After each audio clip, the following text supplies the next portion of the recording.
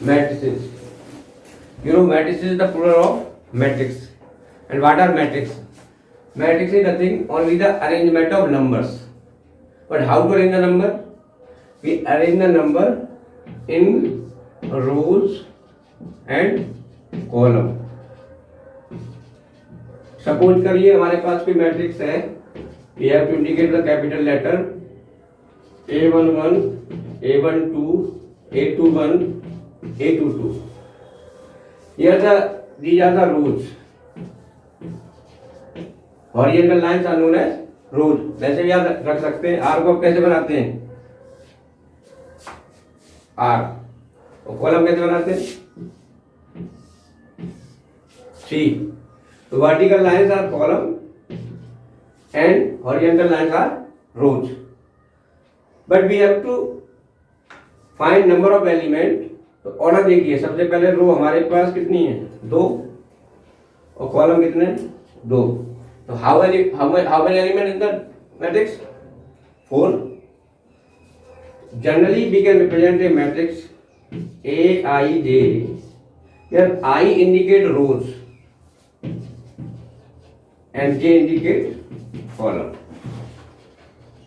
Okay? And M into N is the order of the matrix. Order of matrix हमेशा M into N से आप represent कर रहे हैं। तो यहाँ पर how many M यानी नंबर ऑफ रोज कितनी है? 2. How many columns? 2. And multiply both 2 into 2, that is 4. So order of matrix आप निकालना, and these are known as the element of the matrix or entries of the matrix. Okay? Now we discuss about type of matrices. अब देखिए, सबसे पहले हम देख सकते हैं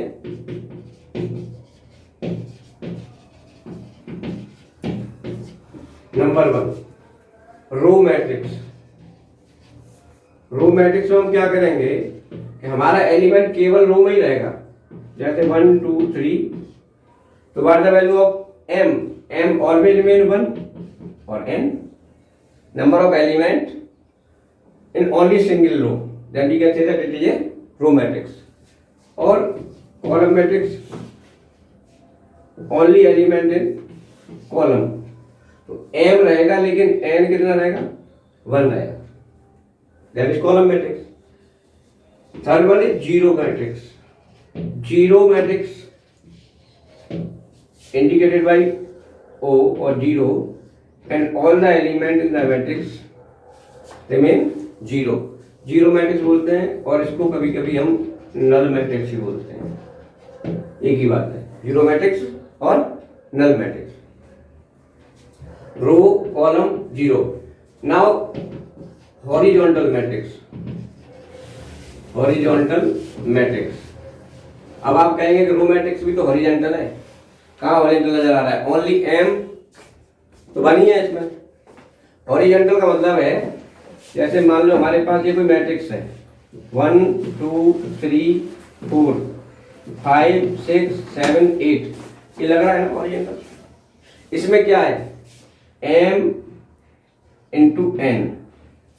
इट मीन्स हॉरिजॉन्टल मैट्रिक्स में m जो रहेगा वो क्या रहेगा? लेस देन n रहेगा। Number of rose always less than number of column, then we can say that it is a horizontal matrix. ठीक है? Number of rows less than number of column. ठीक है? अब फिर वर्टिकल मैट्रिक्स क्या होगी? Vertical matrix हो जाएगी 1 2 3 4 5 6। Here you see that order क्या हो गया? 3 into 2। It means n m number of rows greater than number of column, यानी हॉरिजॉन्टल मैट्रिक्स में m लेस देन n रहता था, in number of rows less than number of column. What in vertical matrix? Number of column greater than number of rows greater than number of columns. अब तीसरा आता है आपका square matrix.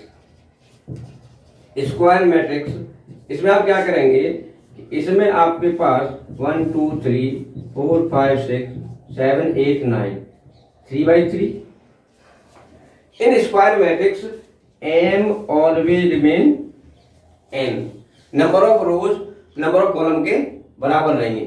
जैसे आप कह सकते हो ए कोई मैट्रिक्स है स्क्वायर मैट्रिक्स, तो ये भी स्क्वायर मैट्रिक्स है, 1 कॉलम 1 रो, ऑर्डर क्या हो गया 1/1। अब लगाते हो ना 1/1 का साइज हर एक जगह लगाते हो, कहीं भी टाइल्स लगानी है आपको 1/1 2/2। दूसरा ये भी हो सकता है 1 2 3 4 2/2, इट ऑल्सो है स्क्वायर मैट्रिक्स। और तीसरा भी आपने लिखा ही, लेकिन हियर भी है अप टू ऑर्डर आइदर 1/1 2/2 और 3/3। इससे ऊपर के जो ऑर्डर हैं वो हमारे पास नहीं है। मैक्सिमम ऑर्डर हमारे पास कितने हमारे स्टडी करने हैं यहाँ पे, अप टू 3/3। अब एक बहुत इंपॉर्टेंट पार्ट है, स्क्वायर मैट्रिक्स जो होती है, स्क्वायर मैट्रिक्स को हम स्क्वायर मैट्रिक्स के भी कुछ पार्ट है।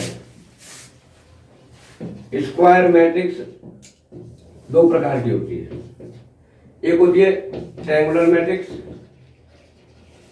ट्रायंगुलर मैट्रिक्स, और एक होती है diagonal matrix, diagonal matrix. Triangular matrix दो प्रकार की होती है, अपर ट्रायंगुलर और लोअर ट्रायंगुलर। अपर में क्या करते हैं, अपर ट्रायंगुलर और लोअर ट्रायंगुलर। देखिए इसमें क्या है, लेकिन ये किस में ही रहेगा, हमेशा स्क्वायर मैट्रिक्स में रहेगा। ऐसा नहीं है कि आप कोई भी मैट्रिक्स ले लो। स्क्वायर मैट्रिक्स के अंदर अपर ट्रायंगुलर जैसे मान लीजिए 1 2 3 0 4 5 0 0 6। अपर ट्रायंगुलर मैट्रिक्स क्या होती है, डायगोनल। ये जो डायगोनल होता है, जैसे मैं आपको ऐसे इंडिकेट करूं A11 A12 A13 A21 A22 A23 A31 A32 A33। Okay, इसमें ये जो एलिमेंट है इस डायगोनल को बोलते हैं प्रिंसिपल डायगोनल। क्या बोलते हैं, प्रिंसिपल डायगोनल। प्रिंसिपल डायगोनल जो होता है उसके बिलो जितने भी एलिमेंट होते हैं वो सारे के सारे एलिमेंट जीरो रहेंगे। उल्टा होता है, अपर डायगोनल है लेकिन डायगोनल से नीचे वाले जो एलिमेंट है अपर ट्रायंगुलर मैट्रिक्स में, प्रिंसिपल डायगोनल से नीचे वाले जो एलिमेंट होते हैं वो सारे के सारे एलिमेंट क्या होते हैं, जीरो रहते हैं। ऐसा नहीं है ऊपर वाले में जीरो रह सकते हैं, लेकिन कंडीशन क्या है, इसके नीचे वाले ये एलिमेंट तो जीरो ही रहेंगे, तब हम कह सकते हैं this is upper triangular matrix. अच्छा, ये जो होते हैं ना A11 A22 A33, ये प्रिंसिपल डायगोनल के एलिमेंट है। इसका मतलब ये है कि A, इसको हम देखें AIJ, आई मैंने क्या बताया था आपको, दोबारा देख लें, रो, ये क्या बताया था, कॉलम, IJ। अब इसका मतलब है कि A21 A12 से, ये क्या A21 और A12 और A12 के बोलते हैं कॉन्जुगेट एलिमेंट्स। क्या बोलते हैं, कॉन्जुगेट।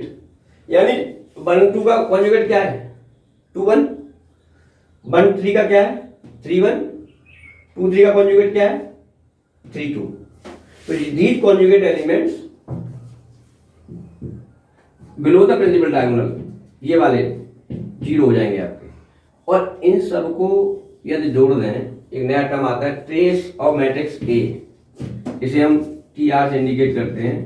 इसमें क्या करते हैं, sum of the element of the principal diagonal, यानी ट्रेस ऑफ मैट्रिक्स ए निकालना, तो आप क्या करेंगे A11 A22 और A33, ये प्रिंसिपल डायगोनल के एलिमेंट को हम ऐड कर लेते हैं वहां। समझ गए ना, कभी कभी पूछ लिया जाता है।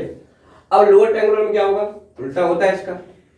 प्रिंसिपल डायगोनल, इसकी डेफिनेशन क्या हुई, all the element below the principal diagonal always will be zero, that is upper triangular matrix. और लोअर ट्रायंगुलर में क्या हो जाएगा, लोअर ट्रायंगुलर में ये हो जाएगा कि all the element above the principal diagonal are known as lower triangular matrix. Lower में अपर वाले जीरो होते हैं और अपर में लोअर वाले जीरो, समझिए। अब देखिए डायगोनल मैट्रिक्स दो प्रकार की होती है, स्केलर मैट्रिक्स और आइडेंटिटी या यूनिटी मैट्रिक्स। यूनिटी मैट्रिक्स इसमें क्या होता है कि ये जो स्केलर मैट्रिक्स है इसमें प्रिंसिपल डायगोनल आपका रहेगा, और प्रिंसिपल डायगोनल रहेगा तो आप ऐसे कह सकते हैं ना, D1 D2 D3। अब ये कोई भी स्केलर हो सकता है। स्केलर का मतलब जैसे मान लो आपने एक मैट्रिक्स लिखी 2 0 0 0 2 0 0 0 2, तो ये स्केलर डायगोनल मैट्रिक्स है। अच्छा, डायगोनल मैट्रिक्स में क्या है, डायगोनल मैट्रिक्स वही मैट्रिक्स बन सकती है जिसमें मिनिमम एक एलिमेंट जीरो नहीं होना चाहिए। सारे जीरो हो जाएंगे तो क्या बन जाएगा, बन जाएगी नल मैट्रिक्स। इसलिए डायगोनल मैट्रिक्स की कंडीशन क्या है, कम से कम एक एलिमेंट जीरो नहीं होना चाहिए। ये जीरो हो सकते हैं, मे बी पॉसिबल, लेकिन यदि ये सारे एलिमेंट सेम है बट यूनिटी नहीं है, यूनिटी मतलब वन नहीं है, तो हम कह सकते हैं ये कैसी मैट्रिक्स है, स्केलर मैट्रिक्स है। यदि हम इसको रिप्लेस कर दें किससे, वन से, दैट बिकम यूनिटी मैट्रिक्स या आइडेंटिटी मैट्रिक्स भी बोलते हैं। इसका ऑर्डर क्या है, 3/3, तो इसको हम ऐसे लिख सकते हैं I3। ये जो इंडिकेट कर रहा है वो कर रहा है 3 को, यानी 3/3 की मैट्रिक्स है। क्यों, क्योंकि अभी आप पढ़ के आए थे कि स्क्वायर जो मैट्रिक्स होती है उसमें m n के बराबर होता है, और जब m n के बराबर है तो हम m इंटू n लिखें, कोई मतलब भी नहीं है।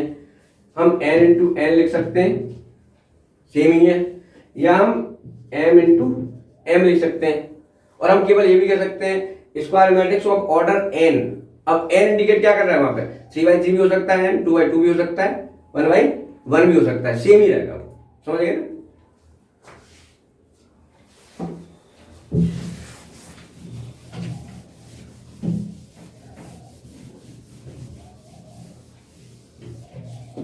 अब सपोज करिए आपको एक क्वेश्चन में दे रहा हूं, उसमें आपने अभी किया है कि how to find order element, and हमारे पास ये कोई मैट्रिक्स है, matrix always represented by capital letter 1 2 3 -5 7 8 2 3 5। सबसे पहले what is the order of the matrix, how many rows, C1 C2 C3, order हो गया 3/3। Number of element, order this, number of elements 9, 3 into 3। फिर what is the value of A23। देखिए पहला indicate करता है रो को, दूसरा करता है कॉलम को। तो पहला ऐसा एलिमेंट जो सेकंड रो में और थर्ड कॉलम का है, सेकंड रो में थर्ड कॉलम कौन है, ये है, तो हम कह सकते हैं A23 हमारे पास जो होगा वो ये वाला एलिमेंट होगा, दैट इज 8। क्लियर। अच्छा सपोज करो मेरे पास एक कोई एलिमेंट 8 है, पॉसिबल ऑर्डर क्या हो सकते हैं इसके, हाउ मेनी पॉसिबल ऑर्डर। तो देखिए 8 को हम क्या कर सकते हैं, 8 को कर सकते हैं 8 into 1, 8 को हम कर सकते हैं 1 into 8, इसको हम कर सकते हैं 4 into 2, और इसको हम कर सकते हैं 2 into 4। अब आई ऑलरेडी टोल्ड यू ये क्या इंडिकेट करता है m, और ये क्या इंडिकेट करता है n। तो एक एटी मैट्रिक्स जिसके रोज कितनी है 8 है, लेकिन कॉलम कितना है 1, तो हाउ टू इंडिकेट 1 2 3 4 5 6 7 8, बोलो क्या ऑर्डर हो गया 8 into 1 या 1 into 8, एक रो और कॉलम 8, तो आप कह सकते हो 1 2 3 4 5 6 7 8।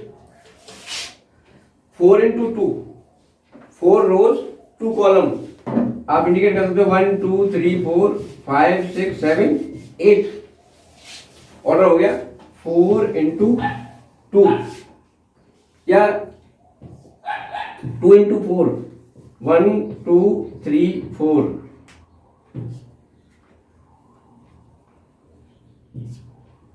ये एक्चुअल में ये हुआ 2/4 का 2/4, एम तो वही है ना, 2 rows 4 column and 4 rows 2 column, तो 1 2 3 4 और 5 6 7 8, ये क्या है 4 rows 2 column. So you can expect the number given. Just suppose what are the possible order of 13. तो 13 is a prime number and 13 को आप क्या कर सकते हो, मैक्सिमम आप कर सकते हो 13 into 1 और 1 into 13. इससे ज्यादा और पॉसिबल ऑर्डर है ही नहीं हमारे पास. मैक्सिमम ऑर्डर कितने हो सकते हैं, 13 into 1 हो सकता है या 1 into 13 हो सकता है. तो on this basis you have to complete exercise 3.1. Homework लिख लो, complete exercise 3.1. Okay, that's all for today.